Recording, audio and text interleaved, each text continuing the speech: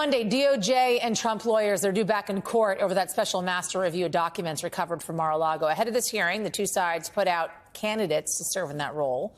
The DOJ proposing retired judges Barbara Jones, Thomas Griffith, while Trump's legal team put forward Raymond Dearie, also a former judge, and Paul Huck Jr., former general counsel to then Florida Governor Charlie Crist. But another big sticking point, it's the question of if this special master is actually going to have access to around those 100 documents or so labeled top secret. Want to bring in Politico's Nicholas Wu and Mark Polymeropoulos, former CIA officer as well. Hey, Nicholas, let me just start with you on this one and kind of give us the play-by-play, the ABCs, whatever you want to call it, of Monday, what we can expect to see in court or come out of court, I should say, especially when it comes to these 100 or so top secret documents. Well, what we're going to see moving forward from here is how exactly Judge Cannon rules on what appear to be some of these disagreements between DOJ and Trump's lawyers, right? The time frame for what the special master will have to deal with, whether the 100 or so documents marked classified will be part of this review, or what DOJ can do with them, or for that matter, who even pays for it. And so, this is something that we'll see play out in court in the coming days. But one thing is for sure, DOJ has threatened to move this up to the appeals court, depending on what Judge Cannon does. So, all eyes will be on Florida here. Let me just talk about the reporting, Mark, that we're hearing when it comes to ODNI reviewing kind of the damage done by these documents at Mar-a-Lago that were subsequently seized, saying in consultation with the Department of Justice, ODNI temporarily paused the classification review of relevant materials and assessment of the potential risk to national security that would result from the disclosure of the relevant documents. So obviously, Mark, we're talking about, right, this rift over whether or not this special master is actually going to be able to review these 100 or so classified documents, A, and B, kind of the review, the safety measures in place, i.e. the damage done by these documents that were taken to Mar-a-Lago. If, in fact, Judge Eileen Cannon rules, you think, that these documents will, in fact, be blocked to be seen by the special master, could that start up once again? Well, look, I think this is not like fine wine. This doesn't age well over time. I mean, there is a time crunch here, and I think for two issues. One, of course, is the documents they've recovered. They have to go through and do a forensic analysis of this.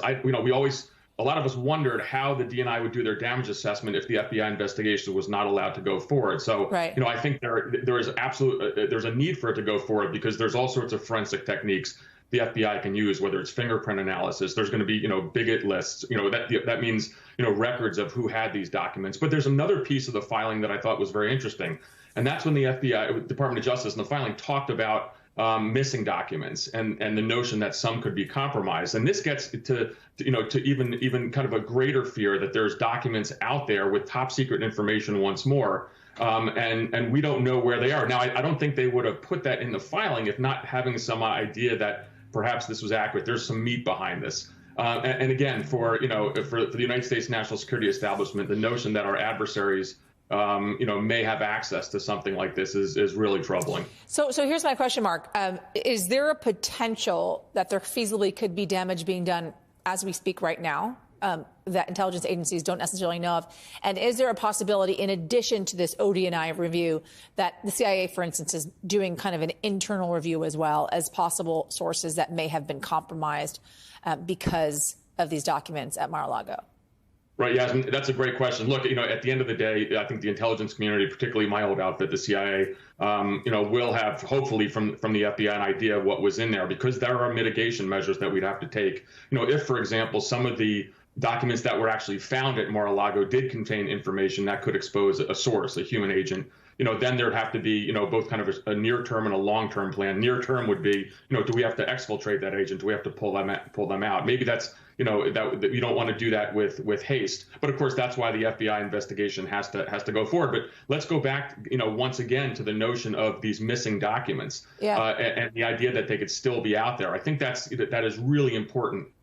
Because, are they at some of, Trump's other properties? Where are they? And the notion that the FBI is frozen in ability to try and find this is something that I think every national security professional, that's almost their worst nightmare. From what you can say, Mark, because I know you still have friends on the inside, and you can't reveal much. I get that. How worried are folks about this, just in general, in the intelligence community?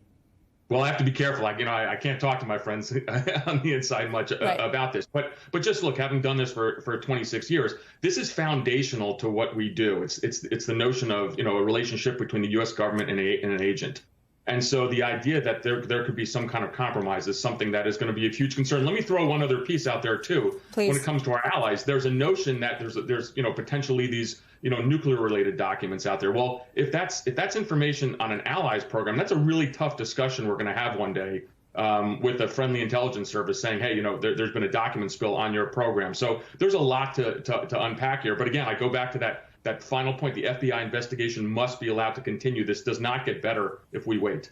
Hey, Nicholas, let me just read one point from your reporting over at Politico when it speaks to kind of the former president's arguments that he has made in the past. Specifically, basically, I subsequently declassify all documents here at Mar-a-Lago, right? That's essentially what he has said leading up to this point, that he basically made a blanket declassification. We know, by the way, that type of process doesn't really exist.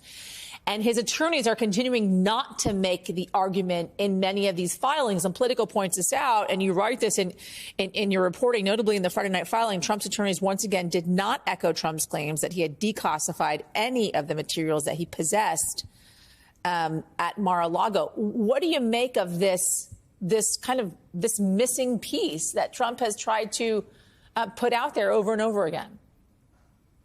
Well, it's kind of it tales all this time with the former president, right? He'll say one thing publicly, but his lawyers in a court of law where that actually matters are saying something else altogether. But let's just imagine for a second that the former president actually was declassifying a lot of these documents. If there was some sort of connection to nuclear documents, is this really the thing that should have been declassified in the first place? And that's a question for the former president. Yeah.